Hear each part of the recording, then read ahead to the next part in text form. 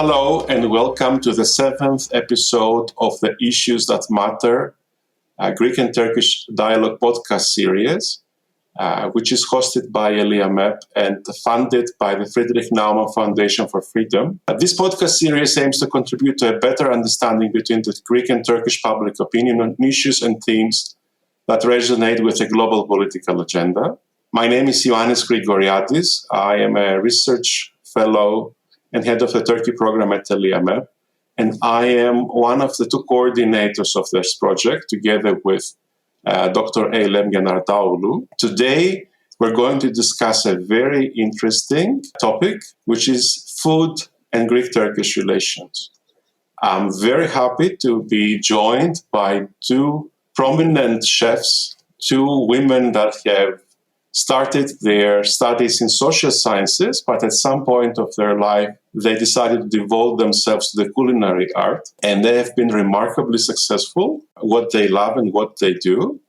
So it is today with us, we are hosting Ms. Stavriani Zervakakou and Ms. Aylın Yazıcıoğlu. Both of them have worked on food. They are professional chefs, very successful and decorated ones. So we will discuss today the role of food in Greek-Turkish relations. Normally, Greeks and Turks like to debate or quarrel about whether baklava is Greek or Turkish, or whether coffee is Turkish or Greek. But I do want to stress a point that, at least in my opinion, and of course, I will be very much interested in hearing what our panelists would like to say on this. I would understand that food is less ethnic and more regional. So it is very natural for two peoples who share the same geography, live in the same part of the world, to share and exchange cultural traditions. And of course, food is a very important part of this sort of exchange. So I would like first to give the floor to Stavriani. Stavriani has also had the opportunity to work and live in both Greece and Turkey. So in that respect, her perspective would be very interesting. How would you distinguish between Greek and Turkish cuisine, Stavriani? Is there a difference at all? Hello, everybody. First of all, I'm very glad that, I will participate.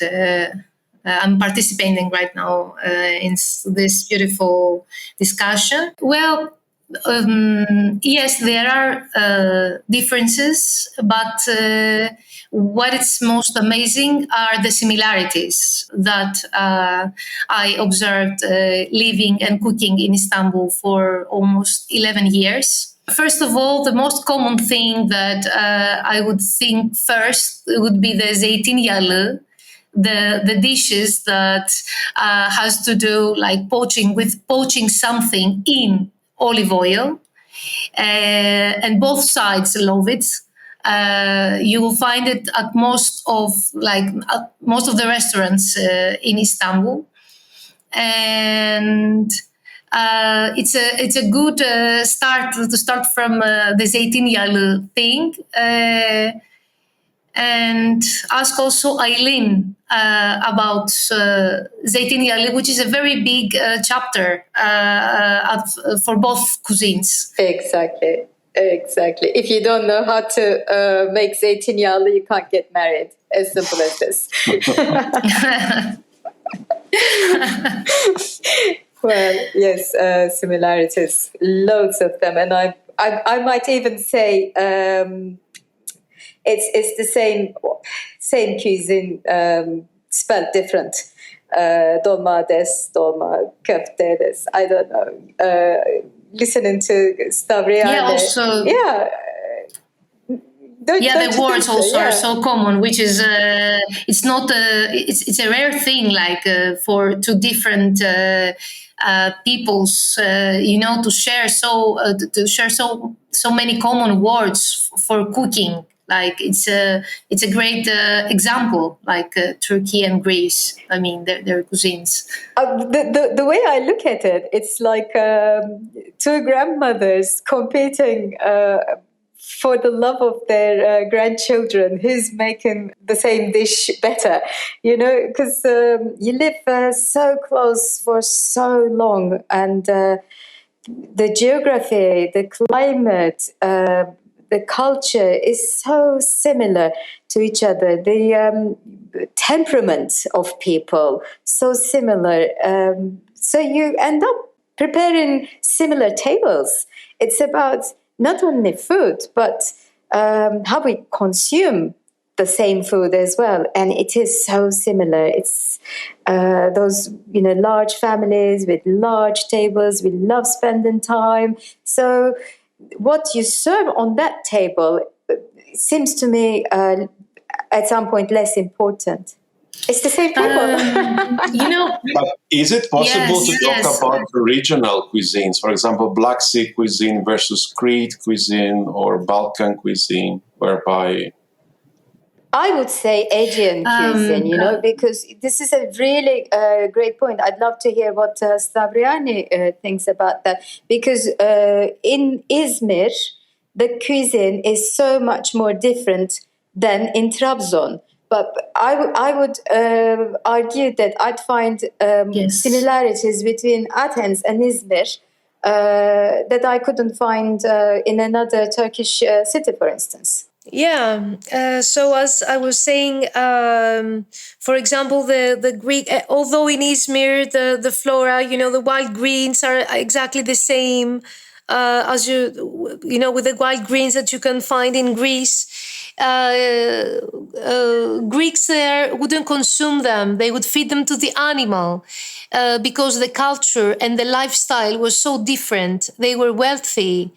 And they would use minced meat and spices, and the influences were so different, and especially their professions, and so the wild greens had not a place on their table, which is very interesting because Izmir and the Minor Asia, we know that it's very rich. You can find all kind of dandelions and, but this is something really surprising. And when I first heard that from the people who used to live there and from sources, from books and stuff, it was really something that I wouldn't expect to hear, actually. Aylin, I don't know if you know something about it.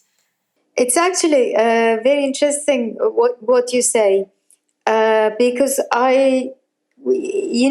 this reminds me that nowadays people are putting so much emphasis on the sort of political borders defining the culture, the cuisine of a country.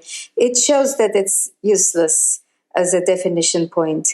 The fact that finding the produce doesn't necessarily mean you would consume it, depending on your wealth, for instance. We're talking about class issues here. So yes, maybe not the beans, but I know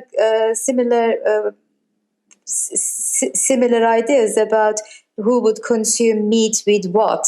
And one of the interesting sort of ceremonial dishes, düğün çorbası, that was quite surprising for me. A simple soup with meat in it, named wedding soup.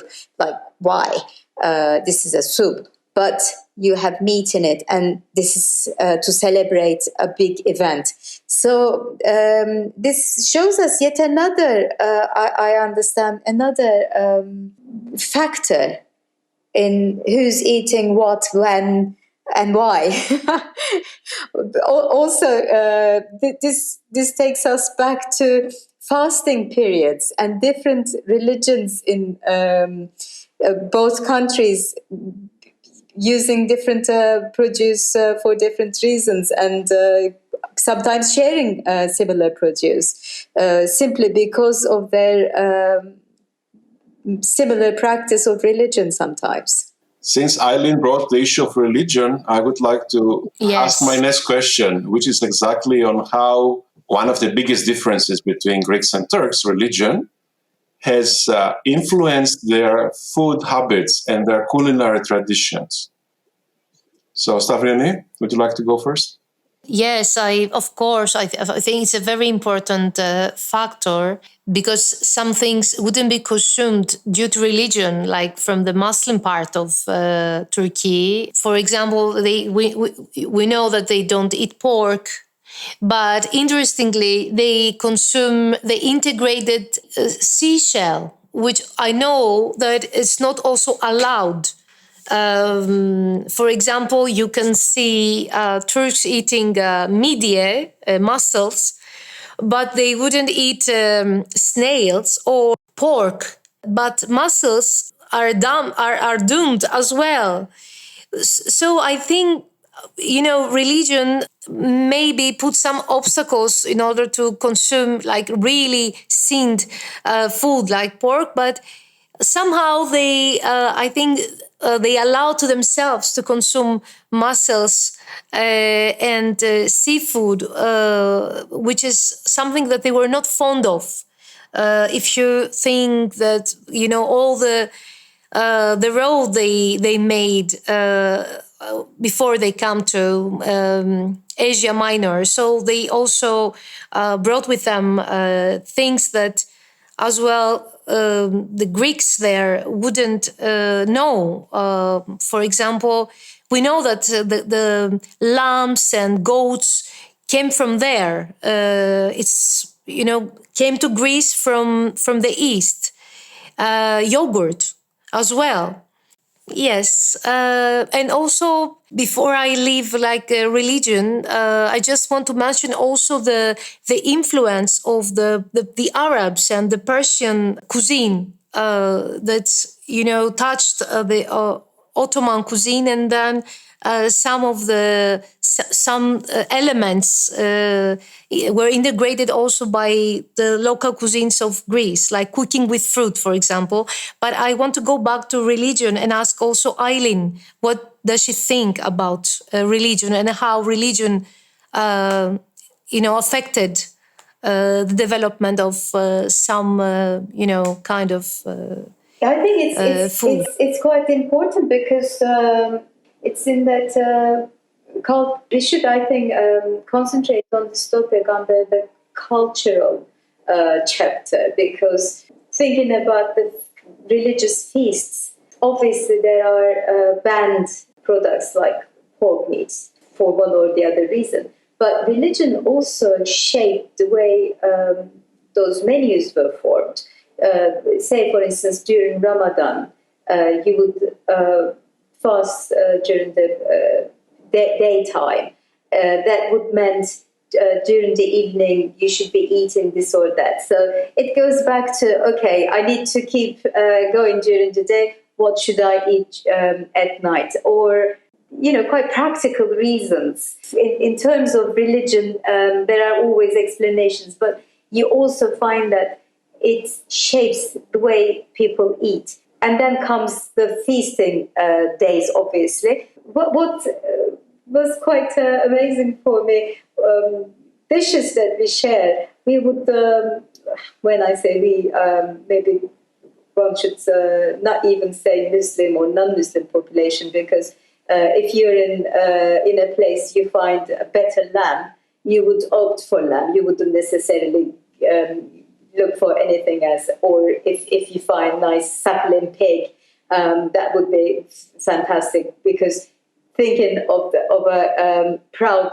grandmother point of view, I can understand as a chef, what you serve to your family is your pride. So you would find similarities in those dishes that we have for our feasts.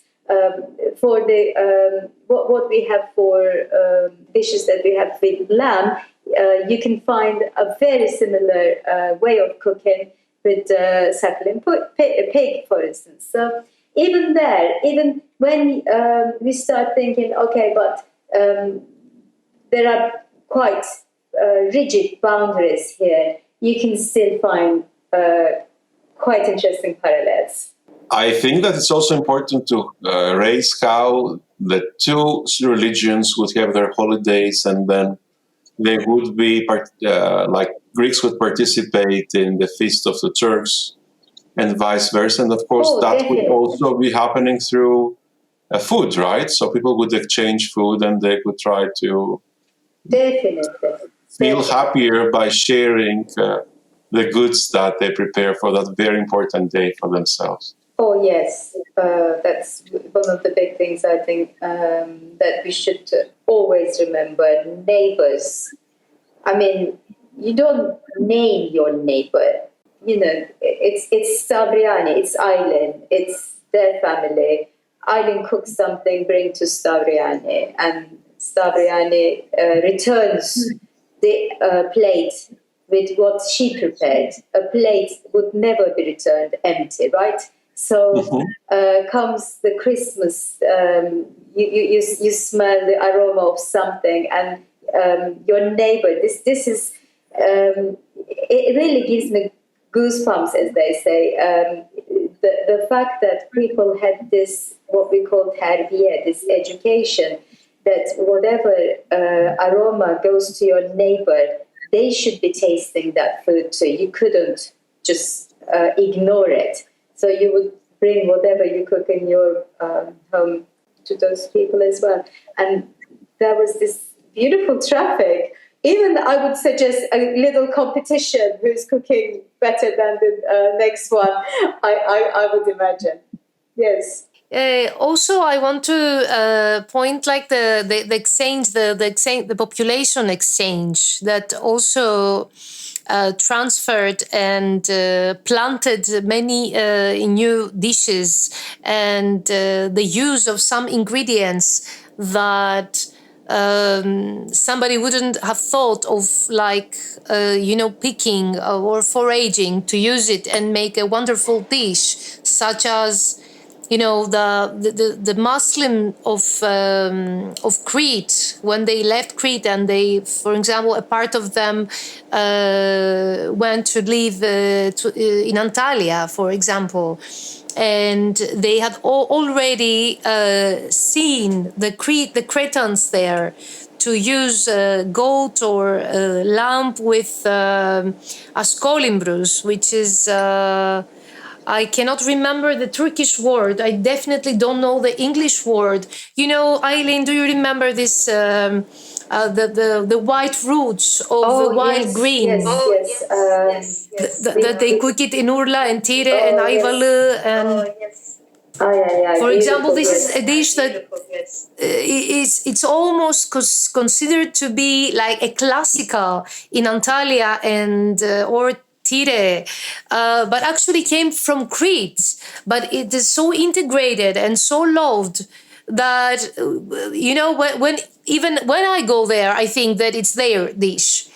And you cannot control the way the food, the ideas of using the ingredients also, how from where they left and how they ended up, which is also amazing. Like using with fruit as well, which was not an identical way of cooking of the local cuisines of Greece, but somehow the idea came through Ottoman Empire and before that from Persia, which is also amazing, and maybe even far away, like from India, because we have also words that witnesses, proves the big journey that a dish or a technique did to, land to Turkey or Greece with a new way. So it's amazing, and it's very hard to say, apart from very, very obvious things like wild greens or pork or yogurt, the use of them, but apart from that, it's so mixed up. And I think it's, instead of creating boundaries, I think it's deliberating to think that cooking is like a journey that starts from somewhere and ends up somewhere else. Beautiful. With new clothes. But beautiful, yes. Beautiful. Well, so speaking about the journey, How can we consider food as a bridge that brings us from one destination to another? We've discussed already how in the late Ottoman years, or maybe in the early Republican years in the case of Istanbul, where Greeks and Turks lived together, food used to be a bridge between the two peoples. How can this happen today in the 21st century? What do you think, Aylin? Well, to say the contrary would be silly, really. I mean, trying to define a national identity by its cuisine seems to me very backwarded. I mean, it's a joke, obviously. You know, people sort of still argue about, is it Greek coffee, Turkish coffee, this and that. And what's really even funnier for me, in Syria they call it Turkish coffee and they put cardamom in it, and we never use cardamom or any other spices. So all these ideas, for some reason, seems to me almost childish. But the fact that we can share one table seems to me really the way forward, because you can never really debate around the table. Good food always brings people together, and we should really take a lesson and start sharing more rather than dividing. Because it's the same table, no matter what. It's the same climate, it's the same culture. It's like one family dividing the table at the end of the day for me. Thank you very much, Stavriani. What do you think on this? I'm sorry, I was thinking about Aylyn's, what she said about coffee. And there is, a quite sentimental and maybe kind of painful, explanation why we say Greek coffee, because we haven't been always said like Greek coffee. We used to say Turkish coffee till 1974.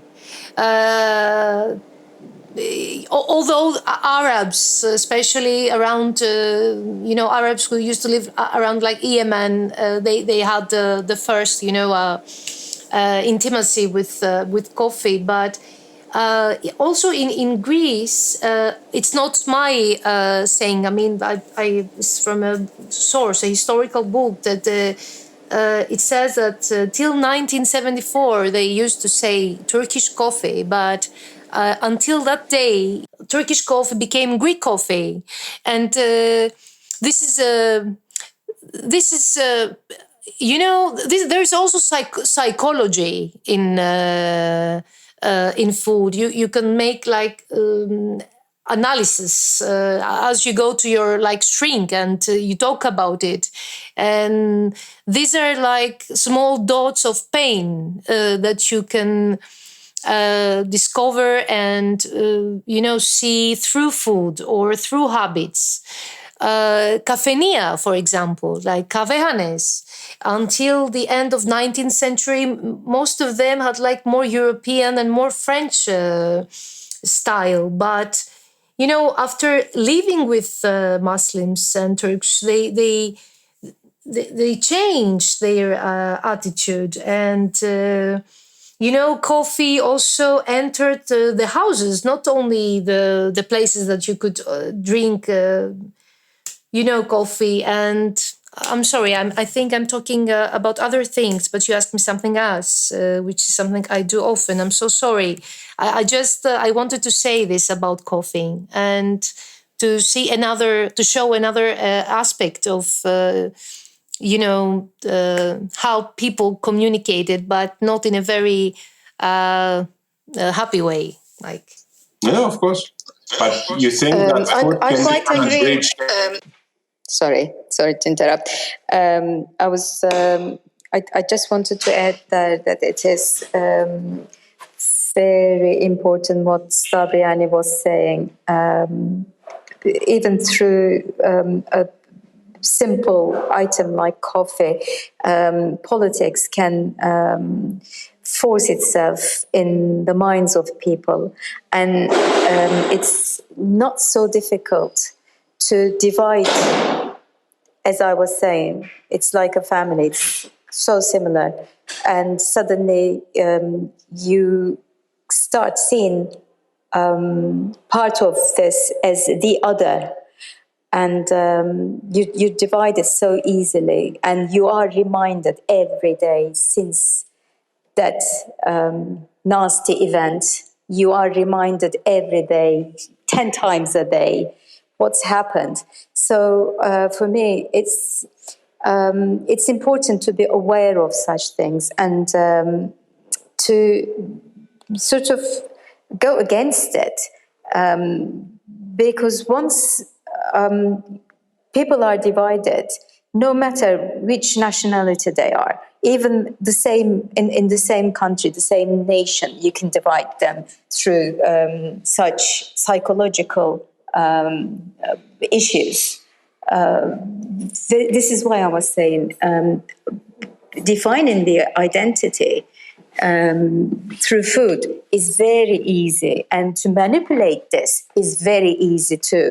So normally, if we were to start talking about food, it would be always about something fun and great gatherings, and the idea reminds you of always of the nice things.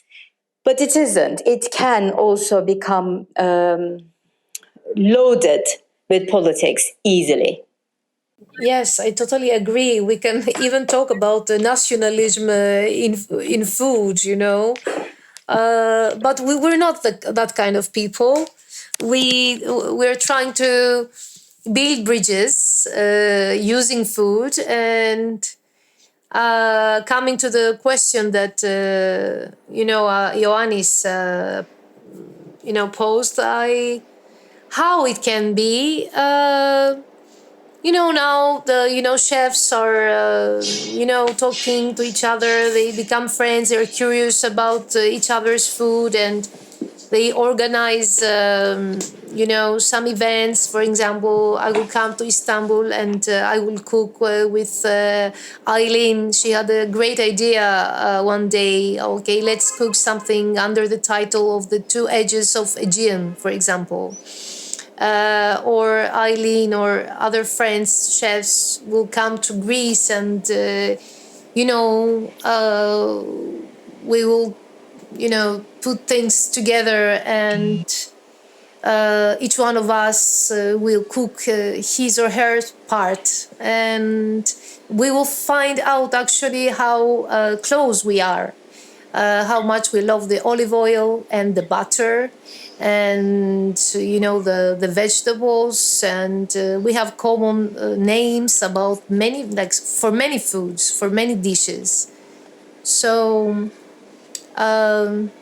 yes, I think food is a peaceful journey, and it can turn out like this, and totally brings people together, and taste and flavor, and combined with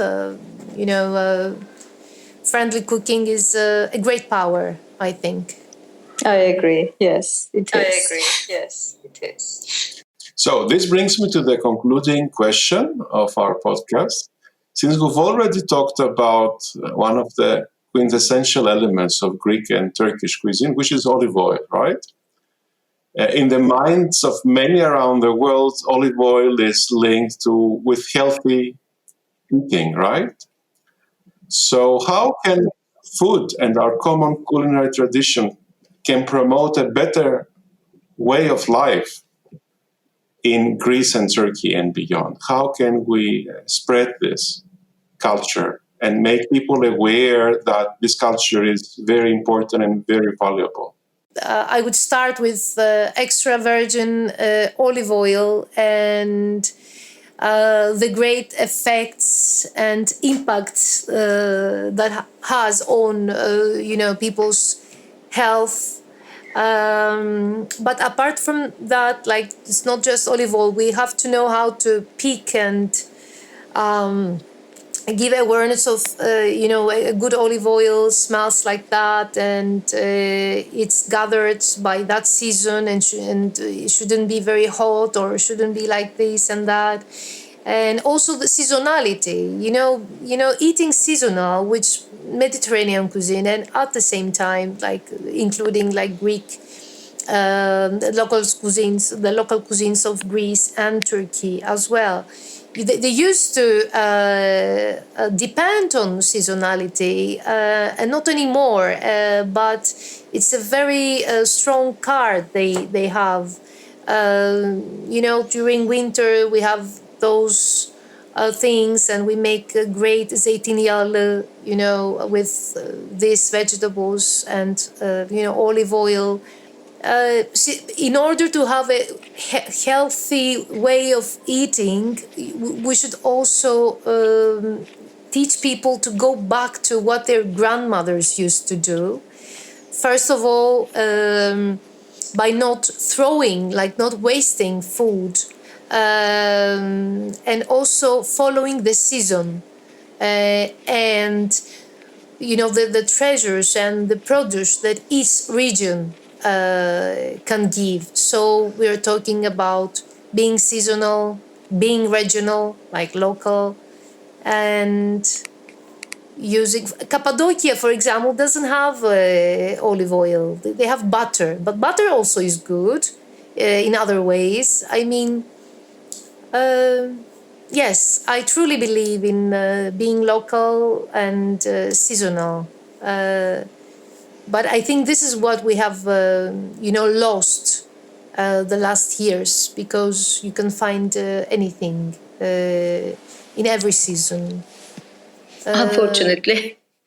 Yes. Unfortunately. Aylin, the last Yes. word is yours. Well, listening to Stavriani, I was thinking the Mediterranean diet used to be, to use modern word for it, used to be very trendy. In the 1980s, scientists from the United States did some studies, and one in Japan as well, I can't remember which islands, but in Crete. And they have seen that people were living a healthier life, longer lives, depending on that mostly olive oil diet. But butter is not bad either. It's just that we are used to working with olive oil because we are. But also less meat, more vegetables, pulses, and suddenly it's about 50 years later, people remembered that we shouldn't be using so much protein, for instance. It's bad for us, it's bad for the planet, and it touches the climate change as well. A little bit lazy on this side, and we should be promoting our cuisine.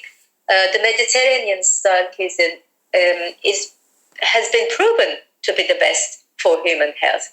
And nowadays people forgot about health issues, but trendy words like vegetarianism, veganism gained more power, which is not a bad thing. But we should remind people that our grandmothers then were cooking vegan food. When we talk about zeytinyağı, this is yes, what really amazes me. It is vegan, and both sides of the Aegean, we should be shouting with our all force. We are cooking vegan food, and one shouldn't really look into making lab-based protein in what's in season, what's local, and you have all the proteins that you need from the pulses as well. Unless you're a baby, you don't need to eat all that animal-based protein. And this is basically in our cuisine. Yes. Yes. So thank you very much for your participation in today's podcast. I found it very interesting, and I think we touched upon many important issues. Food is so important in every aspect of human life, and we were very lucky today to discuss this with two experts, with Aylın Yazıcıoğlu and Stavriani Zervakakou, who gave their unique insights into Greek-Turkish food, the interaction between the two food cultures, and the strong similarities between themselves as well. So I would like to thank you for listening to our podcast, and stay tuned for the remaining episodes of our podcast series. Thank you very much.